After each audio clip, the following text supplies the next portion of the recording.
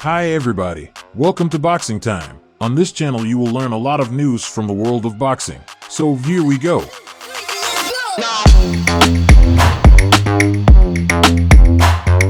Regis Prograis and Devin Haney meet this Saturday night, December 9th, in their long-awaited contest on DAZN at the Chase Center in San Francisco, California. The oddsmakers are picking the younger fighter, Haney, to defeat the 34-year-old Prograis, who looked his age in his last fight, struggling to defeat his second-tier tune-up opponent, Danielito Zorrilla. Despite being the underdog in Saturday's fight, Prograis intends to retain his WBC light welterweight title and inflict a lot of punishment on the unbeaten Haney, who is looking to brighten his horizons by becoming a two-division world champion. This fight will show whether Haney has a future outside of the 135 pounds division, because the colossal weight advantage he's been accustomed to having in his bouts won't be as significant. Devin will still be bigger than Prograis, but it won't be the monstrous size advantage we've seen from him in the last several years while campaigning at lightweight. If Haney can't exist with the top dogs at 140 or 147, his career will quickly fade away. He'll still be rich, however, so it won't be all bad if Saturday's fight is the beginning of the end for Haney. Unfortunately for Haney, he won't be able to return to the 135 pounds to pick up where he left off because he's outgrown the division at 24, meaning he'll have to make the best of it. If Haney wins on Saturday, he has some appealing options against Ryan Garcia or moving up to welterweight to take on the still popular ex-WBA WBC 147 pounds champion Keith Thurman.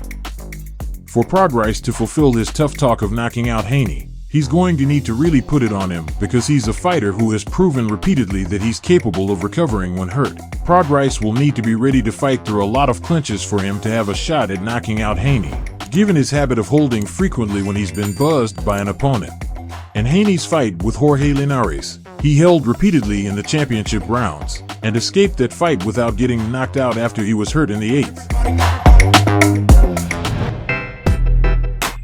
Trainer Abel Sanchez's strategy for WBC light welterweight champion Regis Prograis to defeat Devin Haney is to maul and piss him off to prevent the former undisputed champion from turning their clash into a sleep-inducing borefest this Saturday on DAZN PPV. Sanchez feels that Prograis' best chance of winning is to disrupt Haney's rhythm in any way possible by roughing him up and talking to him on the inside. Prograis talks of wanting to make it a war, but this is a different kind of war that Sanchez is talking about. Prograis must disrupt Haney's game. It's more mental, and he thinks it could work on Haney, who has never faced anyone who has used that approach against him. Sanchez warns that if Prograis doesn't make it a physical fight, Haney will make it boring like he always does by holding, moving, and staying outside using his jab.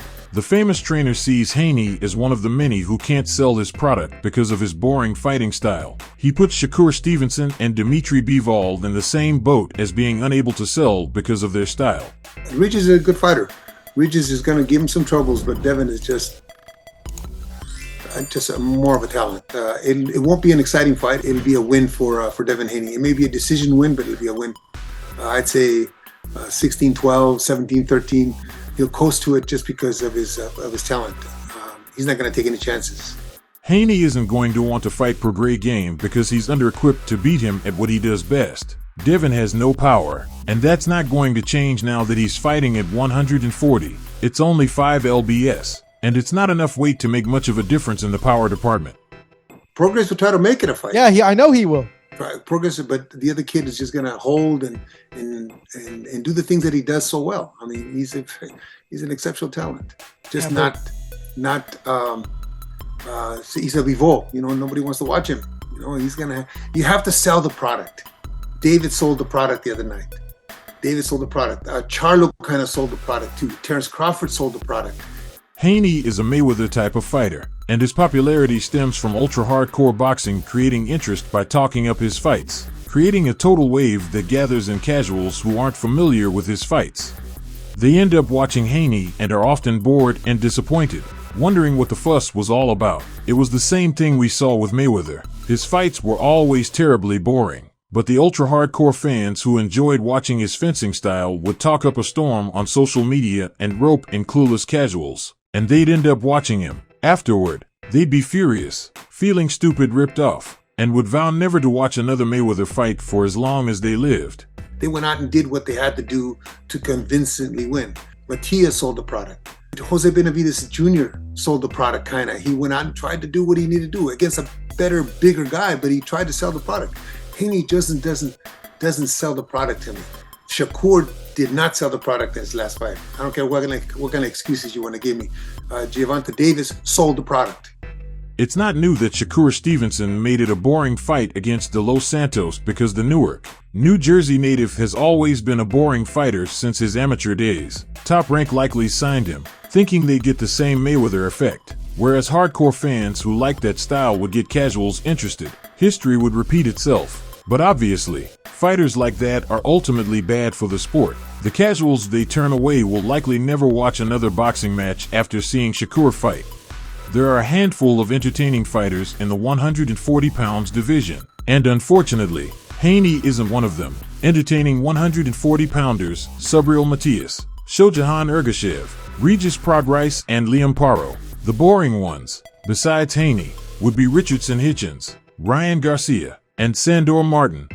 Above all, Prograis can't afford to try and outbox Haney, as that would be foolish and likely cost him the fight. Haney's crafty skills, mobility, and ability to tie up his opponents will give Prograis fits just like it did his last two opponents, Vasily Lomachenko and George Kambosos Jr. Instead of Prograis playing Haney's game, he's got to rough him up and anger him to the point where he'll brawl like he did in his fight with Jorge Linares. Haney was badly hurt by Linares in that fight, and he would have lost if Jorge knew how to fight through a clinch.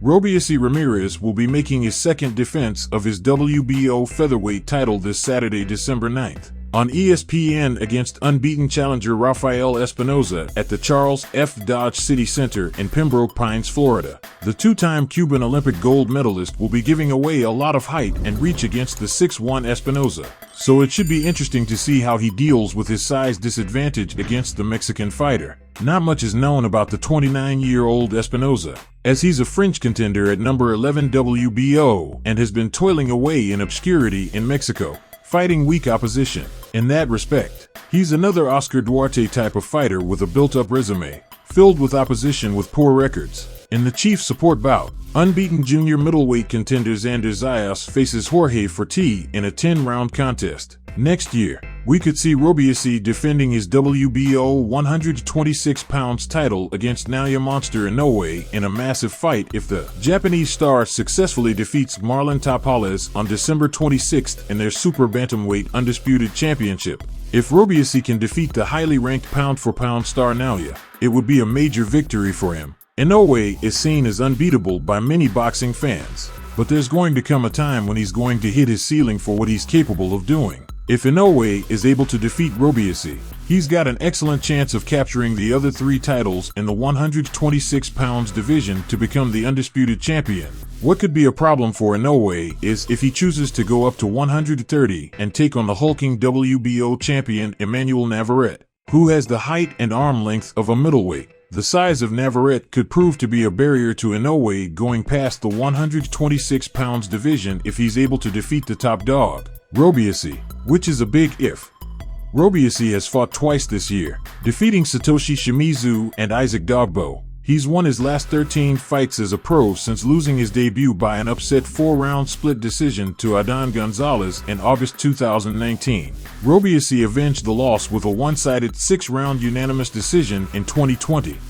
Undercard, Xander Zayas vs. Jorge Forti, Bruce Carrington vs. Jason Sanchez, Jahi Tucker vs. Francisco Daniel Varon, Rohan Polanco vs. Keith Hunter, and Damian Naiba vs. Scott Alexander. Subscribe. Please like and comment. This is very important for the development of the channel. See you later.